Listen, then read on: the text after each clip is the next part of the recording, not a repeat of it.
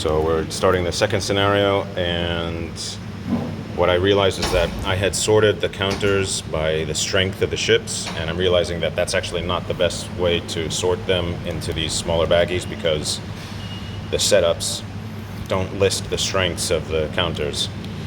They just list the names. So I think maybe the better way to do it is to sort them into smaller baggies based on the scenario they are supposed to be in. Although if some of them are in more than one scenario, then you're kind of in a bind. Probably the officers are separate. Yeah. I think they're probably the most likely to get used more than once. And then the other issue we ran into was that, what was it? The strengths of the units are not on the setup, and so if you were to lose a counter, you would have to look online to see what you could replace it with an equivalent strength ship. You could not just use the setup booklet. So we noticed seems to be a mistake in the picture, where this battery is in this deeper water when the setup actually has it in this hex, which I guess would be that one, that hex. Or no, the one next to it. So I think maybe that hex. So this scenario has complicated shoal rules. There are a lot of different shoals. So we've used for the first time these shoal markers to indicate what the shoal value is for each of these. And basically, if it's auto, that means that as soon as you enter there, you run hard aground. So it's basically like land. And then if it's the next worst one is -2, and it's just a modifier to a roll that you have to do when you enter the shoal area. And then on the next turn, every time that ship starts to move within that shoal area, you have to roll again. And then also, like, if I say, let's say I enter this shoal area, I have to roll, and then let's say you get to this shoal area in the same activation, I would have to roll again for that different shoal area. But it's not complicated. But yeah, and the other issue that we ran into is that we don't seem to have enough shoal 0 markers, because these are two different areas. J is the lighter one, K is the darker one. Both of these are shoal 0s, and we don't seem to have enough counters. So I don't know if I lost them. I'll have to look on BGG. So yeah. Is that okay? So we just did our first roll for the river shoals, and we were a little bit confused about how it worked because we saw these two different tables on the player rate card. One for river shoals, the other one says grounding table. And at first we thought, oh, well, what we do is maybe we roll on this one, and then afterwards we roll on this one. And that's not how it works. The way it works is, if the scenario says, as one of the special rules for that scenario, that the river shoals are in effect, you don't use this table. You only use the river shoals table. And what you do is, as it says in the rules, you roll a d10. If you get a 4 or greater, nothing happens. If you roll a 0 to 3, only then do you roll on the river shoals table. So only you roll a d10. If you roll a 0 to 3, then you roll again on this table. So we just ran into an interesting situation, which is this movement allowance 5+ rule. Does that apply to the movement allowance at the start of the activation of that ship, or is it the remaining movement allowance of the ship? I think I agree with my partner that it makes more sense to interpret it as the remaining movement allowance. Yeah, but it's not totally clear. Either way, I didn't have a movement allowance of higher than 5. Well, it says 5+. That's 5 or more. Even then, I only got 4. Well, when you started the activation, you had 8, right? Yeah. So which one is it? Right. Yeah. It's not clear. To me, it makes more sense that it's What you've got left, because what they're trying to simulate is how likely is it that you're going to run aground while you're moving through this shoal area. Yeah. So that to me makes more sense. Right. So the question now is, if you enter a hex and you touch bottom, which means you have to stop, do you still get to turn your facing or not? And the decision we're arriving at is that you do not get to turn because, well, I mean, yeah, because turning is. I think there's an argument either way. Well, if I remember correctly, the rule book said that you expend the movement point when you enter the new hex, and then you have to, after that, expend additional movement points as a separate step to turn. Yeah. So to me, that means that you would stop without being able to turn. So I'm seeing from my partner a good use of backing sails to try to maneuver very carefully just up to the edge of my Spanish range of my cannons, and then I think he's just trying to like assemble in a forming up point and then rush in all at the same time, or at least that's what it looks like. But yeah, we're seeing backing sails is a very useful maneuver. I've got to roll my the shoal, right.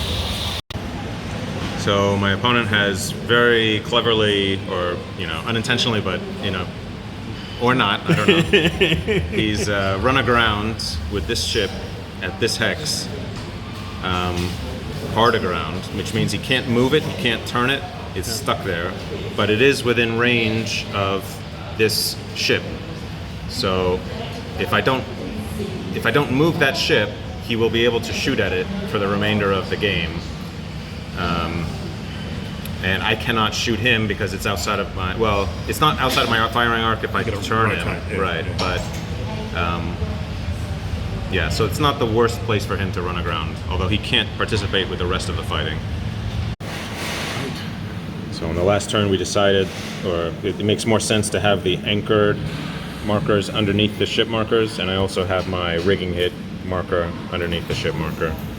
It's just easier because we're more often referring to the value of the ship, the ship counters. So this is the current state of things. My opponent, playing as the United Provinces, has gotten himself into a pretty good situation here where he is able to kind of gang up on this edge of my formation. So the question is, should I try to get him out of there, out of danger?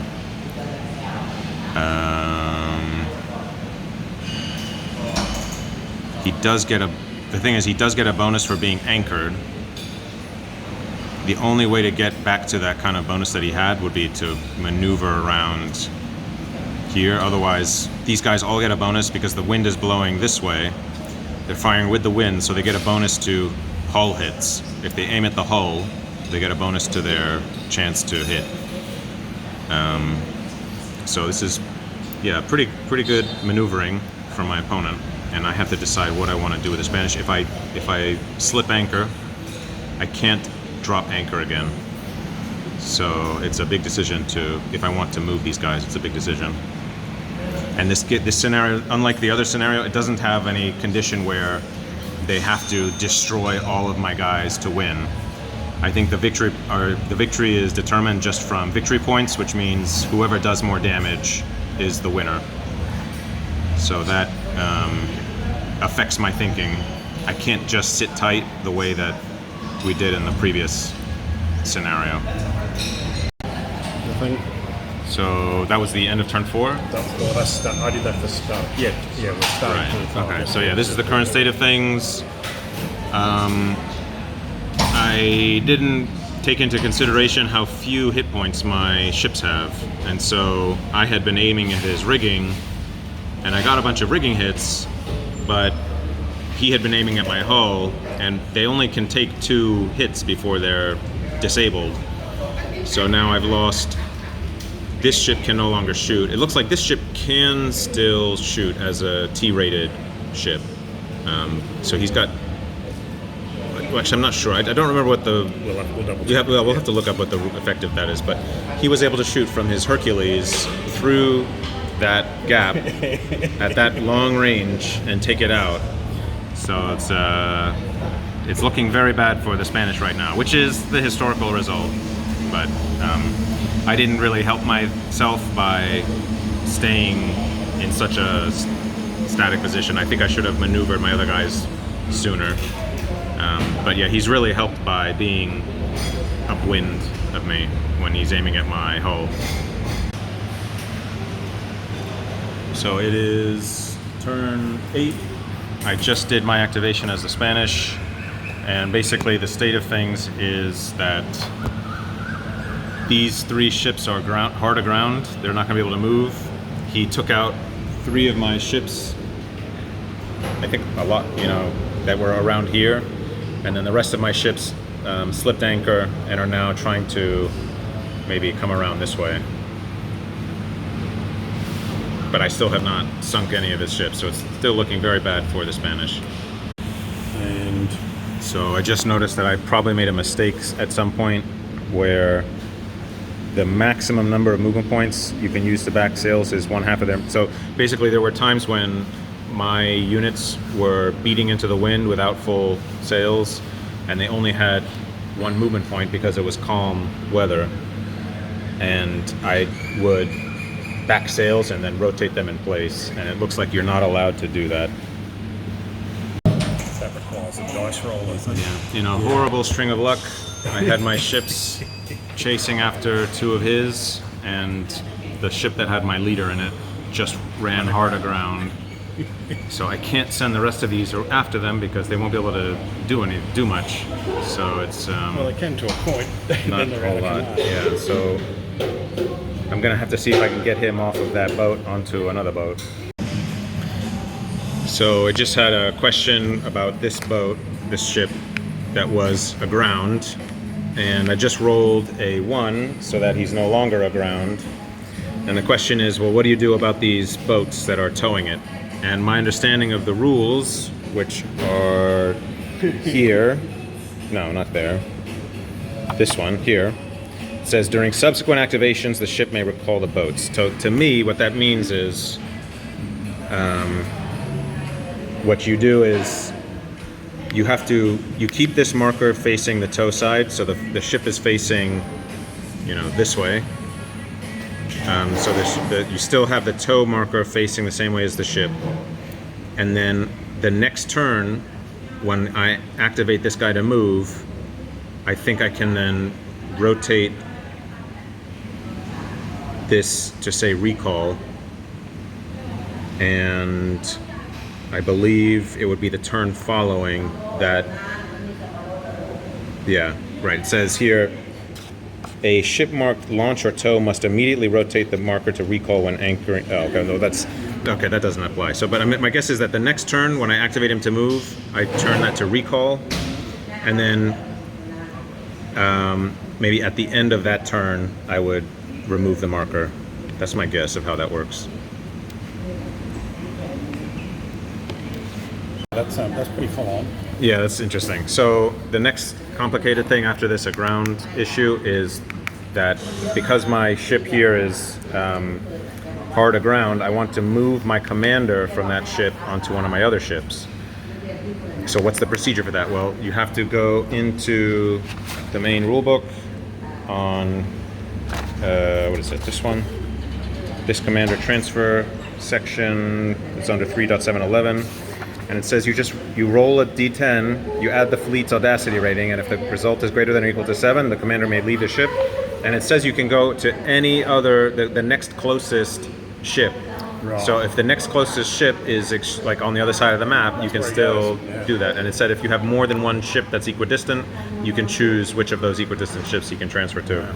So that's interesting. There's no modifier for the distance. Like you don't have to be adjacent or in the same hex or anything like that. So longboats with motors. Yeah, right. What do you? We just ended. We're at turn 17, and because my captain is hard aground. I guess the only thing I could do is just keep rolling to see if he's gonna get back into command, but at this rate, he's unlikely to be able to attack anything. Yeah, when you've only got the current turn, 1, 2, 3, 4 turns. Right. So I mean, he could maybe get. You might get in close enough for a shot or two, but yeah, not enough, I think, to influence the outcome. Right. So, yeah, I don't know. What are your thoughts on this?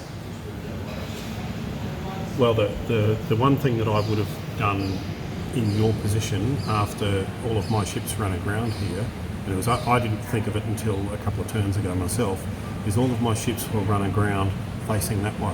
Right. I would have tried to cross the tee Yeah, and but do raking fire on. right, but I have to go into there in close. It's a gamble, but Right. it looked to me like the only option you had. Once you'd lost that many ships, the Right. only way for you to square it up was to take a gamble and get in close, try and fight. Yeah, I think if I had come in on this hex line, this one, then this guy could not shoot at me. Well, that's one You'd thing. only have this guy I that would could have shoot. actually tried to come straight across those shoals. I would have taken the punt and tried to get across there, so at maybe even at point blank range, cross the tee and get raking fire.